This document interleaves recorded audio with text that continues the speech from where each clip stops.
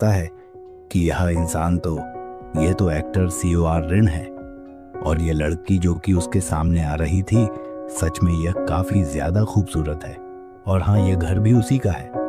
One तो COR रिन को देखकर काई सा शर्माते हुए कहता है कि यह तो इतनी ज्यादा सुंदर है, बिल्कुल किसी एंजल की तरह। पर हमारे हीरो यह देखकर थोड़ा कंफ्यूज था, पर तभी उन लोगों के बीच में एक आदमी आ जाता है जो कि आर्यन के सामने आते हुए उन लोगों से पूछता है कि आखिर तुम लोग कौन हो और क्या तुम लोग इसके फैन हो। पर र्यूमिन यह देखकर उसे कहता है कि हम लोगों ने नीचे वाले फ्लोर पर जस्ट अभी अभी कुछ समय पहले ही मूव किया है। ये सुनकर वह आदमी कहता है, क्या नीचे वाले फ्लोर पर? इसका मतलब तुम लोग यहाँ पर अपने आप के बारे में बताने के लिए आए हो। वो नसे कहता है कि हाँ, इसलिए हम आपके लिए राइस केक लेकर आए हैं। पर वो आदमी उसकी बात पूरी सुनने से पहले ही उसे मना करते हुए कहता है कि यह ठीक है, क्योंकि आर्यन ऐसी चीजें नहीं खाती। जिसके बाद वह कार्ड का पासवर्ड डालता है और आर्यन को अंदर जाने को बोलता है। पर आर्यन उन दोनों को दया के साथ देख रही थी और उसे उन दोनों के लिए बुरा लग रहा था। र्यूमिन ये देखकर वो उनसे कहता है कि मुझे नहीं पता कि आखिर यह लोग कौन थे, पर यह काफी ज्यादा रूड है, इसलिए वो वोन से कहता है कि ऐसे इंसान के ऊपर ज्यादा ध्यान मत देना। पर वो उनका ध्यान अभी भी आर्यन के ऊपर लगा हुआ था और वह उससे कहता है कि हाँ, यह ठीक है, और साथ ही वह आगे अपनी चमकती हुई आंखों के साथ बोलता है, क्या तुमने उसे देखा? सच में वह काफी ज्यादा अमेजिंग थी। यह देखकर र्यूमिन कंफ्यूज होते हुए कहता है कि आखिर तुम ये क्या बात कर रहे हो? पर वन एक्साइटिंगली कहता है कि आखिर तुम्हारे इससे क्या मतलब है? तुमने भी उसे देखा था, वो COR रिन। पर यह देखकर र्यूमिन कंफ्यूज होते हुए कहता है, एरन पर आंख ये कौन है? जहां पर एरन न्यूज में लोग की मौत देख रही थी, जो कि कई सारे बड़े बड़े एक्टर्स थे, और इसकी वजह से उन सभी के फैंस काफी ज्यादा डिस्टर्ब और काफी ज्यादा फैसिनेटेड हो रहे थे। यह देखकर आरन सरप्राइज होते हुए कहती है, क्या आखिर इस दुनिया में यह क्या हो रहा है?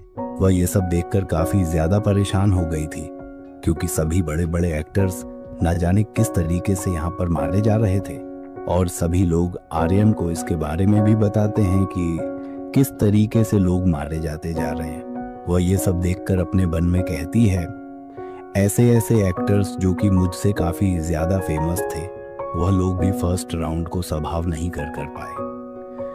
अगर रूम्स के अंदर बाकी लोगों की तरह मैं भी तबाह हो गई होती तो शायद आज न्यूज में मेरी भी खबर आ रही होती। मुझे लगता है कि इसकी वजह से मैं काफी ज्यादा फेमस होने वाली हूँ। मैं बस यही सोच रही हूँ कि अगर मेरे मरने के बाद मेरी न्यूज किस तरीके से दिखाई जाएगी। अब मेरे पास ऐसा कोई भी नहीं है और ना ही कोई स्पॉन्सर है जिसके साथ मैं काम करना चाहती हूँ। पर यह पेंट हाउस है जो कि मुझे प्रवोक करता है। पर तभी उसके पीछे से उसका संग चियोल आ जाए, जो कि आरन को परेशान होता हुआ देखकर उससे पूछता है कि आखिर तुम क्या सोच रही हो। एरिन उसे मना कर देती है और संग उसके साइड में बैठते हुए कहता है कि यह ठीक है, तुम मुझे बात कर सकती हो, क्योंकि मैं हमेशा तुम्हें सुनने के लिए तैयार रहता हूँ। एरिन उदास होते हुए कहती है कि मैं बस यही सोच रही हूँ कि आखिर यह दुनिया किस तरह बढ़ती जा रही है और क्या मैं नेक्स्ट राउंड को सरवाइव कर भी पाऊंगी या नहीं। संग उसे मना करते हुए कहता है, तुम नेक्स्ट राउंड की ज्यादा चिंता मत करो। जब तक मैं तुम्हारे साथ हूँ, तुम्हें सबकी चिंता करने की जरूरत नहीं है। तुम कुछ जरूरत से ज्यादा सोचती हो, तुम बस मेरे ऊपर भरोसा रखो। आर्यन मुस्कुराते हुए कहती है कि बिल्कुल, मैंने ऐसा कब कहा कि मुझे तुम्हारे ऊपर भरोसा नहीं है। साथ ही सैंग को देखते हुए उसके बारे में बताते हुए कहती है कि जब पहली बार कंपनी ने इसे मेरे बॉडीगार्ड के तौर पर रखा था तो मैं इसकी वजह से थोड़ी सी टेंशन में रहती थी, क्योंकि मुझे ऐसा लगता था कि इसे केवल मेरे ऊपर नजर रखने के लिए रखा आ गया है। पर वहां पर पहुंचने के बाद इसने मेरी काफी ज्यादा केयर करी, और अगर यह वहां पर नहीं होता तो शायद मैं फर्स्ट राउंड के अंदर ही मारी जाती। सैंग कहता है कि चाहे कुछ भी क्यों ना हो जाए, तुम इसकी चिंता मत करो, मैं हमेशा तुम्हारी रक्षा करूंगा। अरिन मुस्कुराते हुए कहती है कि ठीक है, और साथ ही तुम्हारे इसके लिए बहुत बहुत शुक्रिया। जिसके बाद वह बात को पलटते हुए उन दो नए लड़कों के बारे में कहती है जो कि अभी अभी डाउन स्टेयर पर शिफ्ट हुए हैं, यानी नीचे वाले फ्लोर पर सच में जो राइस केक वो लेकर आए थे वो देखने में काफी ज्यादा अच्छे लग रहे थे। पर सैंग कहता है कि अगर तुम वो खाओगी तो सच में मोटी हो जाओगी। पर अरिन कहती है कि वह हमसे किस तरीके से अच्छे से बात कर रहे थे, तुमने जरूर उनकी फीलिंग्स हर्ट कर दिया होगा। संग बोलता है कि वो ज्यादा ही अच्छे हो रहे थे, मैं पूरी तरह से श्योर हूं कि जरूर इसके पीछे उनका कोई ना कोई मोटिव जरूर होगा। अगर हम लोग उनसे वह राइस केक्स ले लेते तो जरूर नॉन स्टॉप हम लोगों को परेशान करने लगते। पर एरिन उसके बारे में सोचते हुए कहती है कि मुझे ऐसा नहीं लगता कि वह कोई बुरे इंसान थे। वो दोनों को देखकर ऐसा लग रहा था कि जैसे एक 15 साल से ऊपर होगा। इसका मतलब जरूर उसने भी फर्स्ट राउंड को सरवाइव करने के लिए 100 गोबलिन्स को मारा होगा, जिससे वो सरवाइव कर पाया है। सैंग कहता है कि मुझे भी ऐसा ही लगता है।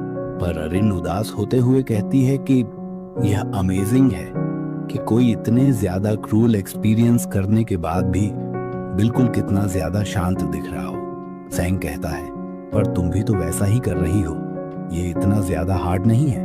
100 गोबलिन्स को मारना कोई बेवकूफ ही होगा जो कि ऐसा नहीं कर पाए। पर अरिन कहती है कि वह भी उस दूसरी दुनिया में अपने स्किल की मदद से स्टैंड कर गया, पर उस इंसान के जैसा कोई भी नहीं हो सकता। ब्लैक साइथ सच में उसको इस तरीके से देखते हुए मुझे गोबलिन के लिए काफी ज्यादा बुरा लग रहा था। ऐसा लगता है कि वह रियल वर्ल्ड में जरूर कोई ना कोई जॉब करता होगा। मैं बस यही जानना चाहती हूँ कि आखिर वह क्या करता है। इसके बारे में सोचकर वह का डिप्रेस्ड हो गई थी। साथ ही वह आगे कहती है, मैं अपनी किस्मत के साथ इस राउंड में तो जिंदा रह गई थी, पर मैं यही सोच रही हूँ क्या मैं नेक्स्ट राउंड में भी जिंदा रह पाऊंगी। जिसके बाद हम 31 जनवरी का सीन दिखाते हैं जहां पर सुबह सुबह वन पोंछा लगा रहा था। तभी रियूमिन वहां पर आ जाता है। यह देखकर वह काफी खुश हो गया था। साथ ही वह उससे पूछता है, क्या तुम पैसे लेकर आ गए? रायूमिन कहता है कि हाँ भाई, ये पिछली बार जितने नहीं है, इस बार केवल 15 अरब है, उस बार 17 बिलियन थे। पर वन उससे कहता है, क्या बैंक वाले तुमसे कुछ भी नहीं कहते? ये उनका चौथा टाइम था। पर रायूमिन उससे कहता है कि अच्छा, पर वह तो मुझे देखकर का सरप्राइज हो जाते हैं कि मैं हर बार वहां पर कैसे आ जाता हूँ। वह मुझसे पूछते हैं कि आखिर मेरा सीक्रेट क्या है, तो मैंने उनसे कह दिया था कि ये सब मेरे सपने में आते हैं, और पिछले हफ्ते मैंने आपको इसके बारे में बताया था। इसलिए प्रेसिडेंट भी सरप्राइज होते हुए कहते हैं कि काश मुझे भी इस तरीके के सपने आते। यह सुनकर वुन कहता है कि सच में यह काफ़ी ज़्यादा अजीब सिचुएशन है। जिसके बाद वह आर्यूमिन से पूछता है, क्या इस बार भी तुम सारे के सारे पैसे बिटकॉइन के अंदर इन्वेस्ट करने वाले हो? वह कहता है कि हाँ, क्योंकि इसकी वजह से वह काफ़ी ज़्यादा तेज़ी से बढ़ेंगे।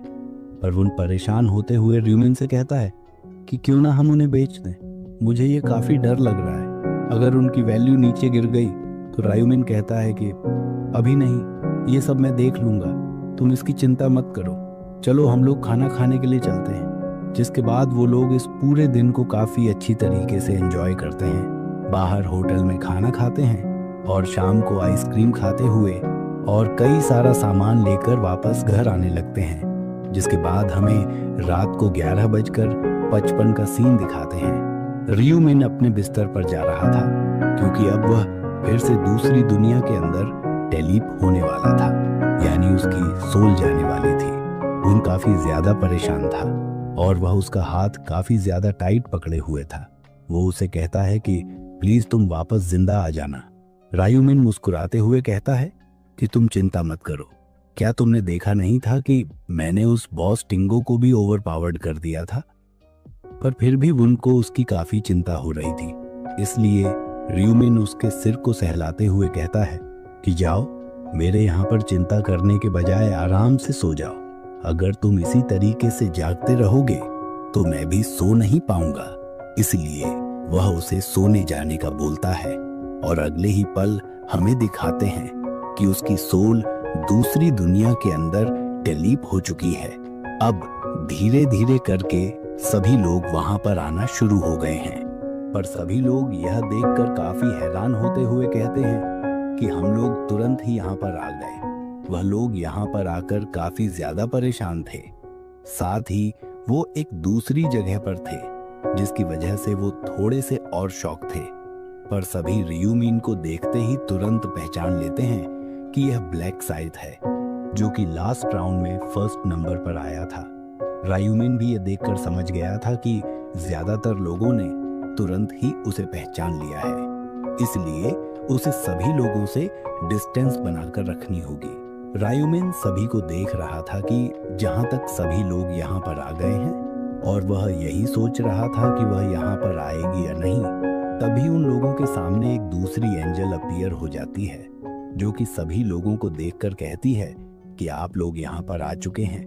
पर वो लोग एक दूसरे एंजल को देखकर काफी शॉक होते हुए कहते हैं कि यह तो दूसरी एंजल है, आखिर उसे क्या हुआ। पर वह एंजल पहले एंजल के बारे में बताते हुए कहती है कि उसके साथ फर्स्ट राउंड में एक एक्सीडेंट हो गया था, जिसकी वजह से अब वह नहीं आ पाएगी। यह सुनकर वह लोग काफी कंफ्यूज थे, पर वह एंजल उन लोगों से कहती है कि इंसान, तुम लोगों को पैनिक होने की जरूरत नहीं है, क्योंकि फ्लोर में मैं तुम लोगों को गाइड करूंगी। पर साथ ही वह भी डेविल टाइप की स्माइल देती है। इसलिए मैं बस यह देखकर सोचता हूँ कि आखिर लोगों को एंजल माना किसने दिया, इससे अच्छा तो इनको डीमन ही बना देते हैं। अब वह एंजल अपने पर फैलाते हुए आगे कहती है कि सभी लोग यहाँ पर हैं, तो चलो इसे शुरू करते हैं। मैं आप लोगों को सेकंड राउंड के बारे में बताती हूँ। और जैसे ही सभी लोगों के सामने पॉपअप्स आते हैं, वो लोग ये देखकर थोड़े कंफ्यूज थे कि उन लोगों को सेकंड राउंड में जोन रिप्रेजेंटेटिव को ढूंढना होगा, यानी किसी एक को चुनना होगा जो कि उनका जोन रिप्रेजेंटेटिव बन सके। ये देखकर वो कंफ्यूज होते हुए कहते हैं, वो ये देखकर सरप्राइज होते हुए कहते हैं कि हमें लगा था कि इस बार भी किसी मॉन्स्टर से लड़ना होगा। पर साथ ही वो लोग यहाँ पर जो पास होने वाले नंबर हैं, वो ये देखकर काफी सरप्राइज थे, क्योंकि ये 100% सर्वाइवल वाला गेम था। ये देखकर वो एंजल मुस्कुराते हुए कहती है, ऐसा लगता है कि तुम सभी काफी ज्यादा कंफ्यूज हो, शायद मुझे तुम्हें ये समझाना होगा। वह उससे बताती है कि जैसा कि आप लोगों ने लास्ट राउंड के अंदर देखा था, पर यह राउंड कोई कॉम्बैट वाला राउंड नहीं है। बस आप लोगों को इस राउंड के अंदर जोन रिप्रेजेंटेटिव को ढूंढना होगा, और बस अगर तुम एक जोन रिप्रेजेंटेटिव बन जाते हो तो तुम लोगों से वह करा सकते हो जो कि तुम उससे चाहते हो। तुम चाहो तो जबरदस्ती उनको लड़ा हो या फिर उन्हें मार डालो। क्या ये कोई ज्यादा कमाल की अथॉरिटी वाली पावर नहीं है? सभी लोग इसी के बारे में सुन रहे थे, और वो एंजल आगे कहती है कि तुम लोगों के पास 3 घंटे हैं। इन 3 घंटों में तुम लोगों को वोट करना होगा। एक लड़का उससे पूछता है, क्या बस इतना ही क्या, हम लोगों को कुछ और नहीं करना? एंजल कहती है कि बिल्कुल, अगर तुम यहाँ पर वोट करते हो तो तुम उन लोगों में गिना होगा जो लोग पास हो गए हैं, और वे लोग वापस घर जा सकते हैं। ये राउंड बिल्कुल एक रेस्ट राउंड की तरह है। ये देखकर सभी लोग काफी ज्यादा खुश हो गए थे, क्योंकि उन लोगों को यहाँ पर किसी को नहीं मारना था और ना ही किसी से लड़ाई करनी थी। सच में ये पिछली लेवल राउंड के कंपैरिजन में काफी ज्यादा आसान है। जिसके बाद एंजल वहां से डिसअपीयर हो जाती है कि आखिर आपके जोन का रिप्रेजेंटेटिव कौन होगा। मैं 3 घंटे के बाद वापस आऊंगी, और फिर उनकी वोटिंग का टाइमर स्टार्ट हो जाता है। सभी लोग यह देखकर खुश थे कि जितना ज्यादा हो सके वो लोग यहाँ पर जी सकते हैं। पर वहीं खड़ा हुआ हबंग यह देखकर गुस्सा करते हुए कहता है कि मैं इस राउंड के लिए काफी ज्यादा लड़ाई की तैयारी करके आया था, पर ऐसा लगता है कि सारी की सारी मेहनत बेकार हो जाएगी। यह देखकर उसका दोस्त उसे शांत करते हुए कहता है कि इसे जाने भी दो, ये लोग हमें केवल वोट करने पर जिंदा रहने दे रहे हैं, तो आखिर तुम इसके लिए कंप्लेंट क्यों कर रहे हो? पर वह कहता है कि मैंने सारे के सारे अपने स्टेटस, अपनी स्ट्रेंथ को बढ़ाने के लिए लगा दिए, पर उसका कोई भी इस्तेमाल ही नहीं हो रहा। सच में ये काफी ज्यादा फ्रस्ट्रेटिंग है। पर उसके पीछे खड़ा हुआ रियूमिन ये सुनकर अपने आप कहता है क्या स्टैंडिंग स्ट्रेंथ, ऐसा लगता है कि इसका रुस भी स्ट्रेंज इनसे जुड़ा हुआ होगा। उनके साथ वो सारी चीजें हो रही है जैसे कि पिछली बार भी हुई थी। यहाँ पर ये सभी 3 घंटे तक वोट के बारे में ही बात करने वाले हैं कि आखिर उन्हें किस किस को वोट देना है। पर यहाँ पर इस सब वोट से भी कुछ ज्यादा जरूरी है जो कि मुझे करना है। अगर ये मेन क्वेस्ट है, इसका मतलब यहाँ पर सब क्वेस्ट भी होगा। सेकेंड राउंड का हिडन सब क्वेस्ट क्लास सिलेक्शन है और एक क्लास को ऑब्टेन करने के लिए मुझे जल्दी से जल्दी लेवल 10 पर पहुंचना जरूरी है। और ये कहते हुए वह जंगल के डीप पेस्ट एरिया के अंदर आ गया था, जहां पर उसके सामने एक हॉब गॉब्लिन आ जाता है। वो हॉब गॉब्लिन को प्रोवोक करते हुए उंगली दिखाकर कहता है कि आजा। यह देखकर हॉब गॉब्लिन काफी ज्यादा गुस्से के साथ तेजी से रायुमिन के ऊपर अटैक कर देता है। पर रायुमिन अपनी बिजली गिरफ्तार दिखाते हुए एक ही झटके में उसके गले के ऊपर अटैक करके उसके गले को बीच में से चीर देता है।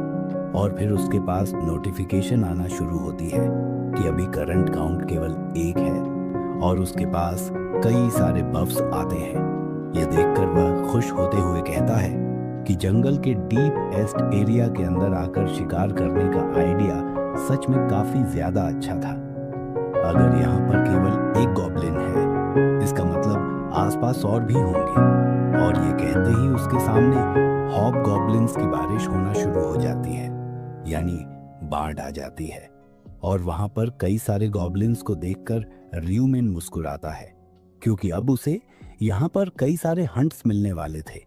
अब बहुत ज्यादा देर के बाद वो बहुत सारे हॉब गॉब्लिन्स को मार चुका था और इसकी वजह से उसके स्टेट 50 पर तक इंक्रीज हो गए थे और साथ ही वह लेवल अप भी कर गया था। रायुमिन खून को पहुंचते हुए कहता है कि मुझे शिकार करते हुए आधा घंटा हो चुका है, जिसके बाद वह देखता है कि उसकी लेवल पहले ही 9 पर पहुंच गई है और वह अपने सारे के सारे स्टेट्स पॉइंट को एजिलिटी के ऊपर पिन करके देता है और करते हुए अपने मन में और करते हुए बताता है कि इस चीज का कोई सेंस भी बनता कि अगर तुम अपने सारे स्टेट्स को स्ट्रेंथ के ऊपर लगा दो, अगर तुम हैवी होते और तुम्हारे पास रुस ऑफ स्ट्रेंथ होता।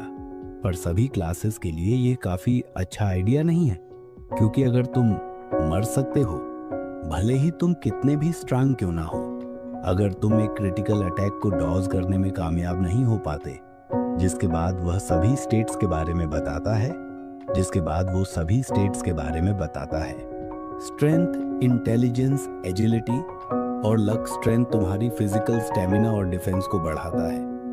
इंटेलिजेंस मैजिक, मेंटल और कैलकुलेशन स्पीड करता है। Agility attack speed, movement speed और डॉज को इम्प्रूव करता है। और luck critical damage, item drop और एक्स्ट्रा गोल्ड रिवॉर्ड में काफ़ी ज़्यादा काम करता है, काफ़ी ज़्यादा हेल्पफुल होता है। बेसिकली ये सारे के सारे बहुत ज़्यादा ज़रूरी है। पर ग्रिम रीपर की क्लास मुझे फिजिकल और मैजिक के इम्प्रूवमेंट देते हैं, इसलिए मेरे लिए यही अच्छा हो सकता है कि मैं सभी स्टेट्स को इक्वली राइज करूं। पर तभी उसका ध्यान पीछे की तरफ जाता है कि कोई पीछे जंगल में छुपा हुआ है। ये देखकर वह कहता है, ऐसा लगता है कि कोई मेरा काफ़ी लंबे समय से पीछा कर रहा था, पर मैं उसके ऊपर ध्यान नहीं दे पाया क्योंकि मैं फाइट करने में बिजी था। पर ऐसा लगता है कि कोई यहाँ पर कंपनी दे रहा है, ऐसा इससे पहले कभी भी नहीं हुआ था। इसीलिए वह अपने हथियार को एक पेड़ के ऊपर पॉइंट करते हुए कहता है, मुझे ये नहीं पता कि तुम कौन हो, इसलिए मेरे सामने आओ, बाहर आओ और तुम्हारे इंटेंशंस बताओ, वरना मरने के लिए तैयार हो जाओ। यह कहकर वह थोड़ी देर के लिए वेट करता है और जंगल से एक लड़की बाहर निकल कर आती है और कहती कि मैं हूं इसकी शक्ल उस लड़की से जिससे वह कुछ समय पहले मिला था, उससे काफी ज्यादा मिलती जुलती है। और वह समझ गया था कि यह वही एक्ट्रेस है, पर आखिर यह उसका पीछा क्यों कर रही है। अरिन उससे माफी मांगते हुए कहती है कि प्लीज तुम्हारा पीछा करने के लिए मुझे माफ कर दो। पर तभी उसके पीछे से एक लड़का और निकल कर आता है और वह भी र्यूमिन से माफी मांगता है। साथ ही वह उसे कहता है कि हम लोगों का तुम्हारा पीछे करने का कोई भी बैड इंटेंशन नहीं था, इसलिए प्लीज शांत हो जाओ। जिसके बाद वह भी अपना इंट्रो देता है और सैंग के बारे में जानकर र्यूमिन काफी ज्यादा हैरान होते हुए कहता है, ये तो मिस्टर मांग ज्ञानवान रिक का राइट हैंड है, पर यह नाम काफ़ी ज़्यादा कंफ्यूजिंग है, इसलिए मैं इसे केवल मिस्टर मांग बोलूँगा। रियूमिन उसके बारे में काफ़ी अच्छी तरीके से जानता था कि वह नेशनल्स की बिगेस्ट कॉरपोरेशन कंपनी का सबसे बड़ा लड़का है, जिसने अपना नाम हेवली डिमन रखा था, और वह उन लोगों में से एक है जिनको मैं ढूंढ रहा हूँ। अगर वह मेरा साथ देता है तो पहले से भी काफ़ी ज़्यादा तेज़ी से मैं स्ट्रांग पर बन सकता हूँ। पर मुझे एक प्रीस्ट की भी ज़रूरत होगी जो कि माँ को भी जानता हो और वह 20वें फ्लोर पर मेरे साथ चल सके। मैंने ऐसा कभी सोचा नहीं था कि मैं मिस्टर माँ के राइट हैंड से इतनी ज़्यादा आसानी से मिल जाऊँगा। पर आखिर यह आर्यन के साथ यहाँ पर क्यों घूम रहा है? क्या ऐसा तो नहीं? और उसे याद आता है कि शायद ये वही इंसान है जिससे वो लोग उस दिन मिले थे। इसके बाद उसे याद आता है कि मिस्टर मांग की कंपनी सेलिब्रिटीज़ को भी स्पॉन्सर करती है और अरिन भी उन्हीं स्पॉन्सर सेलिब्रिटीज़ में से एक है। और अब ये सारा का सारा कंफ्यूजन उसके दिमाग में चल रहा था, क्योंकि इससे पहले कभी भी फ्यूचर में ऐसा नहीं हुआ था। इसीलिए वह अरिन और सांग से पूछता है कि आखिर तुम कितने समय से मेरा पीछा कर रहे हो? अरिन उसे बताती है कि शुरुआत से ही तुम्हारा पीछा कर रहे हैं। जब हम लोगों ने तुम्हें जंगल के अंदर आता हुआ देखा था, इसलिए प्लीज इस सब चीजों के लिए मुझे माफ कर देना।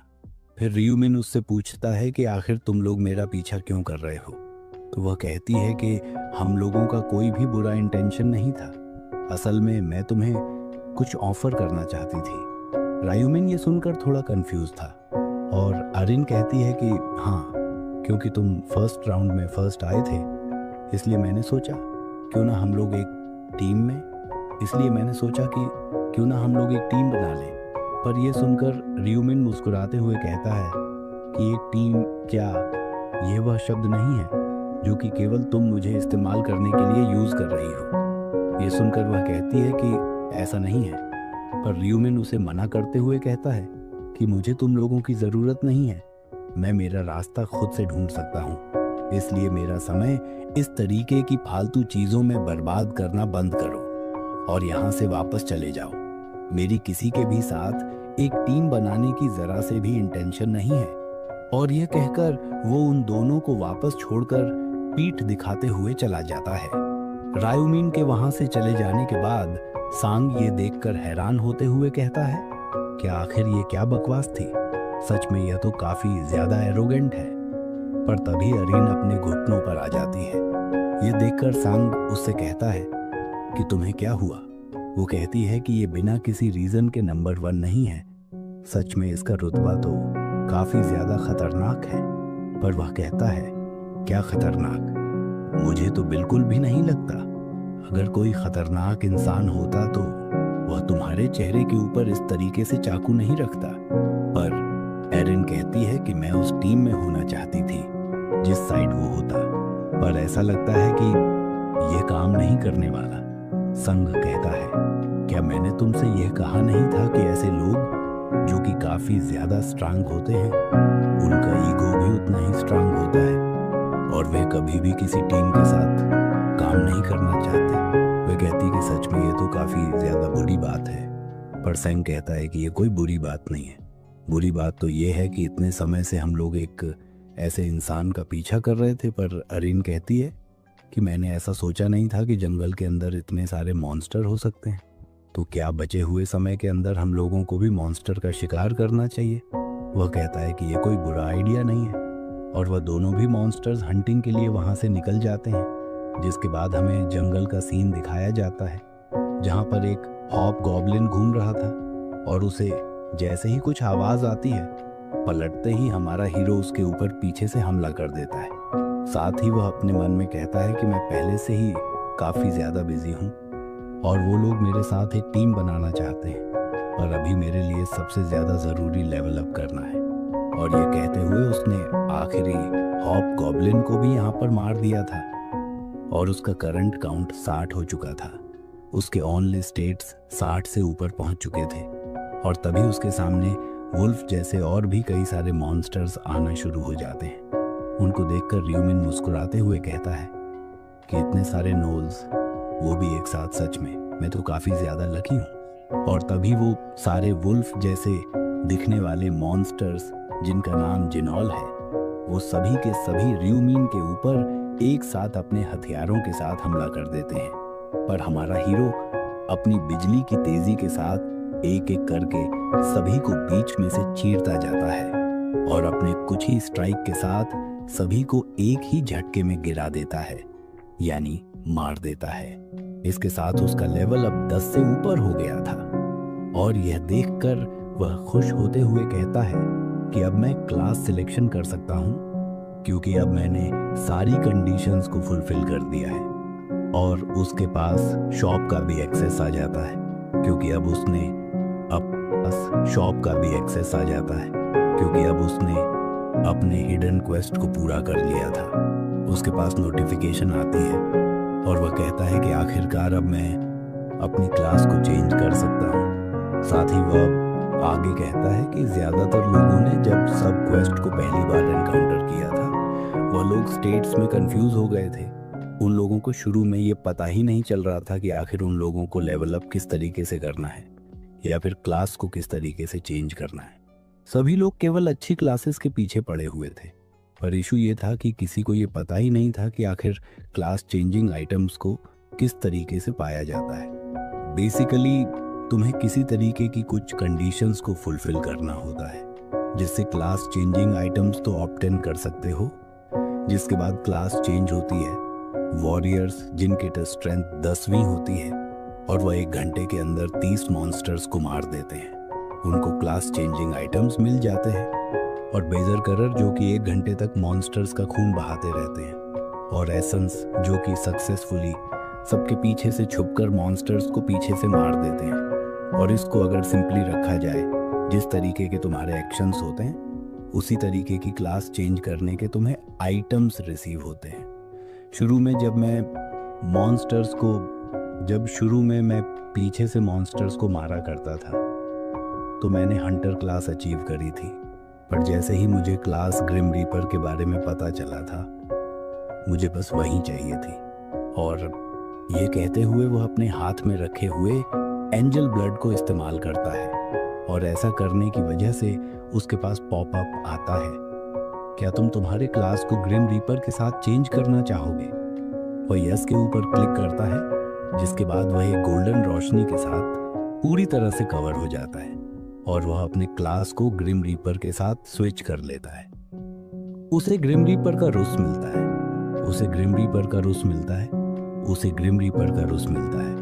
जो कि उसकी बॉडी के साथ ऑटोमेटिक इम्प्रिंट हो जाएगा। साथ ही उसे ग्रिम रीपर का साइज भी मिला था, जो कि क्लास चेंज करने के साथ ग्रिम रीपर का एक वेपन है। यह देखकर वह काफी खुश था, जिसके अलावा उसके स्टेट्स 50 पर से ज्यादा हो गए थे और उसकी रैंक एडवांस होकर बिगिनर से अप्रेंटिस पर एडवांस हो जाती है। जिसके अलावा वह प्लेयर्स की रैंक को 6 क्लासेस में डिवाइड किया गया है।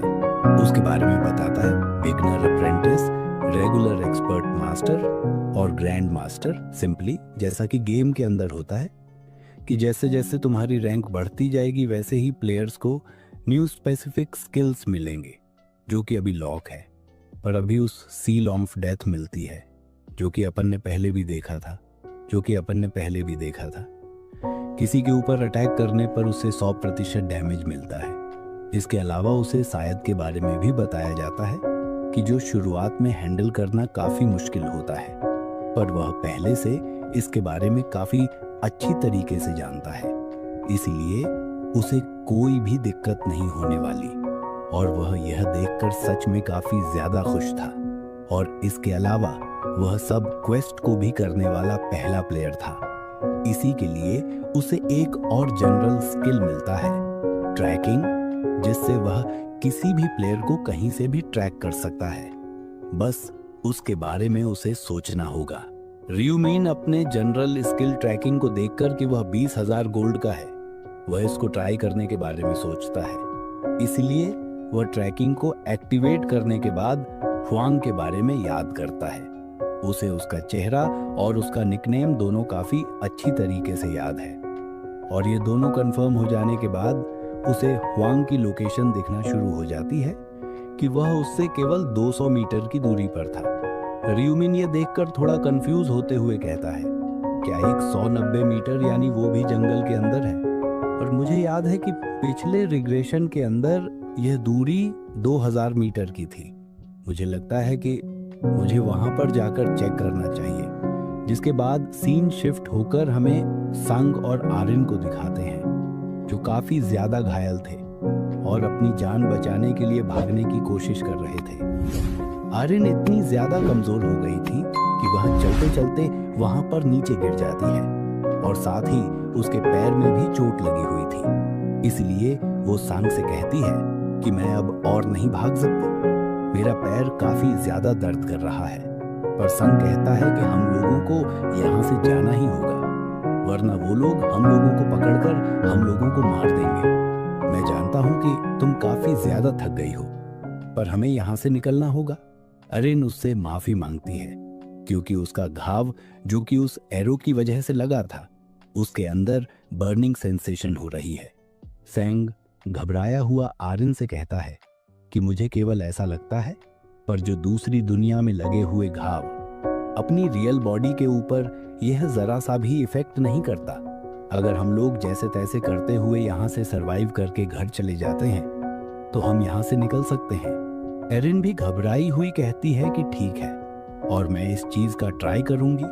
पर तभी उन दोनों को अपने पीछे से एक आवाज आती है कि आखिर तुम दोनों ऐसी कंडीशन में यहाँ से कहाँ भागने की कोशिश कर रहे हो। ये सुनते ही उन दोनों के चेहरे का रंग उड़ गया था और उन दोनों के पीछे हमें 4 लोग दिखाते हैं, जिनका लीडर हुआंग था और हुआंग उन दोनों को मारने की कोशिश कर रहा था। हुआंग मुस्कुराते हुए कहता है, मुझे लगता है कि अभी यह ज्यादा दर्द नहीं कर रहा। पर संग यह देखकर अपने मन में कि हुआंग ने उसे पकड़ लिया था, पर वह भी मरना नहीं चाहता था। इसीलिए वह मन में आर्यन को गाली देते हुए कहता है कि इस कमीनी की वजह से हम लोगों को इसने पकड़ लिया। अब मेरे पास इन लोगों से लड़ाई लड़ने के अलावा कोई और ऑप्शन नहीं बचा है। हुआंग का ध्यान उसके डैगर की तरफ चला जाता है और यह देखकर वह मुस्कुराते हुए कहता है कि बूढ़े आदमी, क्या तुम हम लोगों से सच में फाइट करना चाहते हो? अगर तुम्हारे पास आंखें हैं तो जरा एक बार गौर से देखो कि आखिर हम लोग यहाँ पर कितने लोग हैं। संग पूछता है कि आखिर तुम लोगों की दिक्कत क्या है? हम लोगों ने तुम्हारे साथ कुछ भी नहीं किया। हुआंग कहता है कि बिल्कुल तुमने कुछ भी नहीं किया। संग उसे पूछता है, अगर ऐसा है तो तुम लोग हमारे ऊपर अटैक क्यों कर रहे हो? हुआंग कहता है, क्योंकि मुझे तुम लोगों से कुछ चाहिए। ये सुनकर वो थोड़ा शॉक था और वो सैंग से कहता है कि मुझे ये लड़की जो कि तुम्हारे पीछे है वह दे दो।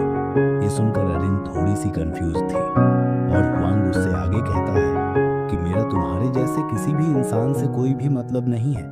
पर ये तो अरिन है और उसके साथी भी। अरिन के बारे में कहते हैं कि ये सच में अरिन है, पर इसका निकनेम और चेहरा बिल्कुल उसी की तरह है।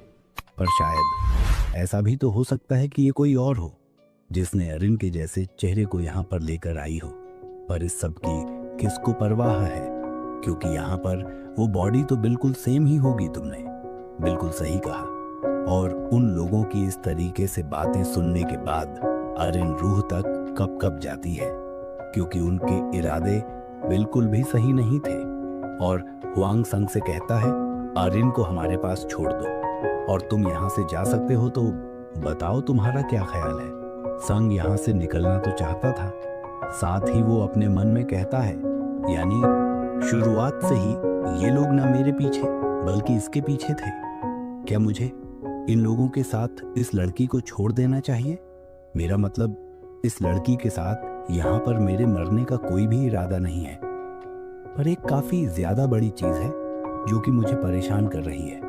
अगर मैं इसकी रक्षा करने में यहाँ पर फेल हो गया तो मिस्टर मा मुझसे काफी ज्यादा डिसपॉइंट हो जाएंगे, इसलिए मैं ऐसा नहीं कर सकता। और ये सोचकर वो अपने डैगर को लेकर एक पोज देता है, यानी वो उन लोगों से लड़ने के लिए तैयार हो गया था। सैंग ये देखकर कहता है, क्या सच में बूढ़े आदमी यह किस तरीके का फॉर्म है? क्या तुम सच में अभी भी हम लोगों से लड़ाई करने के लिए तैयार हो रहे हो? पर संग कहता है कि तुम्हें पता है ना कि यह सब क्राइम है। पर यह सुनकर हुआंग हंसते हुए कहता है कि क्राइम वो ठहाके लगाकर हंस रहा था। साथ ही वो कहता है, क्या तुम पूरे तरीके से बेवकूफ हो? यहाँ पर किसी भी तरीके का लॉ नहीं है। और क्या तुम वापस घर जाने के बाद इसके बारे में रिपोर्ट करोगे? पर क्या तुम्हारे पास कोई प्रूफ भी है? यह तो मेरा रियल चेहरा भी नहीं है। यह सुनकर वो लोग और भी ज्यादा घबरा जाते हैं, क्योंकि हुआंग ने जो भी बोला था वो बिल्कुल भी गलत नहीं है और उसके यवन को डराने का प्लान पूरी तरह से फेल हो गया था। इसलिए अब उसके पास अपनी घायल बॉडी के साथ उन लोगों से लड़ने के अलावा कोई और ऑप्शन नहीं था। पर तभी सांग का ध्यान साइड में जाता है और वह देखता है कि र्यूमिन वहां पर एक पेड़ से टिक कर उन लोगों के इस तमाशे को बड़े आराम से देख रहा था।